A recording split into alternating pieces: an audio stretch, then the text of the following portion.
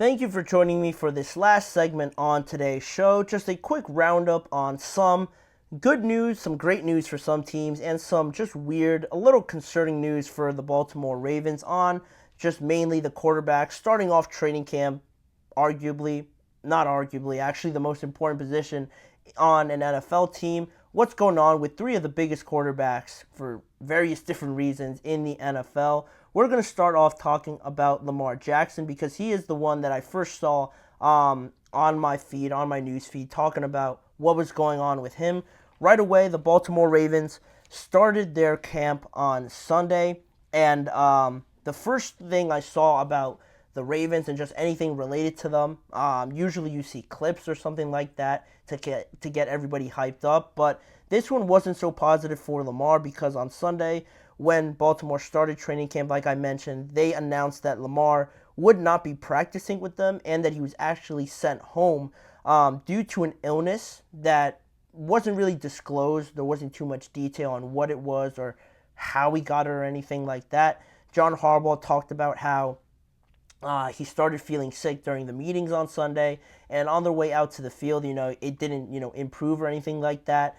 He got checked out by the doctors. The doctors made a decision to just send him home. He missed the first day, and he also missed the second day yesterday. And now, it obviously isn't anything to worry too greatly about, like a knee injury or something like that, obviously, but it's not the most ideal way that you want to start off training camp. Similarly to Jordan Love, you'd love to have Lamar Jackson out there to run things over in a game-like scenario with Derrick Henry now getting integrated to the team, Zay Flowers in a big second year for him, Rashad Bateman as well, all the expectations that are placed on him and just the way that his teammates have been talking about him. You want Lamar Jackson out there to have those reps with those guys, but on top of this, on just to get a better idea of maybe when we could see him back, NFL insider Josina Anderson described this illness, described this situation of Lamar as pretty bad, a pretty bad illness. So to me, that just says he could be out maybe towards the end of this week. Maybe they'll just give him a few extra days and not have him practice this entire week. But again, not too many details disclosed about what Lamar was dealing with, but not an ideal situation. Something that the Ravens unfortunately have to deal with, but again, it shouldn't be anything too serious to really worry about in regards to threatening the regular season or preseason or anything like that. The next quarterback we wanted to get to is Daniel Jones, more of a positive note for him. The Giants officially begin their training camp tomorrow. It looks like they're going to have Daniel Jones in there with them, involved in any sort of drills or practice routines that they have to do, because Daniel Jones on Sunday spoke with ESPN's Jordan Raanan, and he said that, in quotes, he said, "I feel good, ready to go for training camp, looking forward to next Wednesday." He said this back on Sunday, obviously. So all season we've seen Daniel Jones talk about his injury, saying that his goal was to make it a training camp and participate right away with the team, not have to miss any time, and that it looks exactly what he's going to be doing based on his words and just based on his actions. Brian Dable has also talked about it. He said that Daniel's been looking good. He kind of had to protect him a little bit during OTAs and minicamp, but really, it seems like Daniel Jones has recovered fully from that torn ACL he suffered last year that ended his season, obviously, in a big year for Daniel Jones and, quite honestly, everybody in that organization for the New York Giants. It's a positive thing that they're going to have Daniel out there fully integrated right away to prepare him as much as possible for a very pivotal 2024 because of everything that's transpired with Saquon and Hard Knocks. And you see how, honestly, that they almost just had to decide between paying Daniel Jones and paying Saquon. They opted for paying Daniel Jones, and now him coming off an injury, already dealing with a lot of injury concerns just off of what he's shown throughout his entire NFL career and the turnovers and everything like that. They decided to invest a lot of money in him, so it has to pay off now in 2024. It looks like Joe Schoen, their general manager, is in the same feeling, so the fact that he is starting training camp with them only amplifies his chances of getting up to speed with everything, feeling confident, getting the repetitions in that he could get back to the form he showed in 2022, where they had that road playoff win and made it to the divisional round. But we're a long ways away from that, but at least it's a positive sign for the Giants to have Daniel Jones in there, officially fully ready to go for the New York Giants. And then lastly, talking about being fully ready to go for your team, Joe Burrow officially cleared for contact right before they start training camp.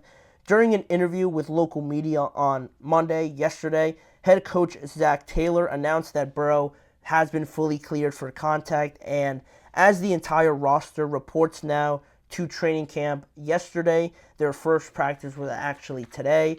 I'm sure you guys all saw his new haircut. How about that, right? Looking like, I saw a lot of good comparisons to Eminem, to Cody Rhodes in WWE.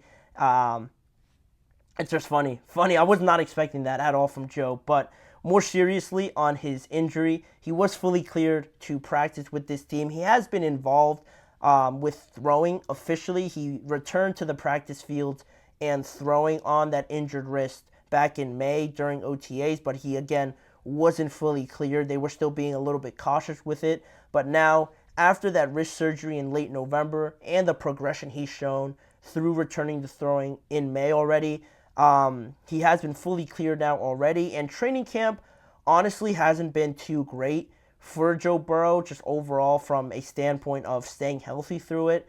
There was the 2020 year where there was no real training camp at all.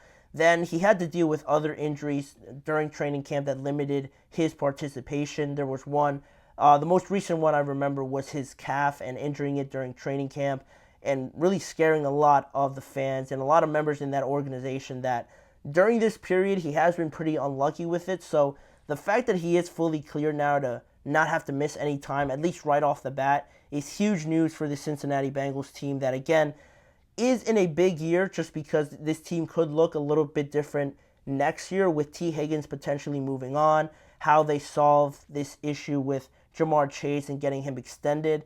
Hopefully they do that. It looks like they're preserving themselves to do that. This team could look very different going forward after this year, so the fact that Joe Burrow is out there is the best case scenario for them. And also, Zac Taylor revealed that they plan to give Joe Burrow some playing time in the preseason as well, which is pretty big news. Again, he has been injured during training camp. The times that he has been injured, it's been halfway through that have forced him to miss the preseason portion of training camp. Not like he was going to play a whole game or something like that, or half a game, just because he is the starting quarterback and they never do that. But to kind of put it into perspective, Joe Burrow, since he has been on the Cincinnati Bengals since 2020, has only ever played in the preseason, has only ever had 3 snaps in the preseason overall in his 4 years there. That's it. So, again, mostly due to injuries, but this is pretty big news to get Joe Burrow out there, to get him in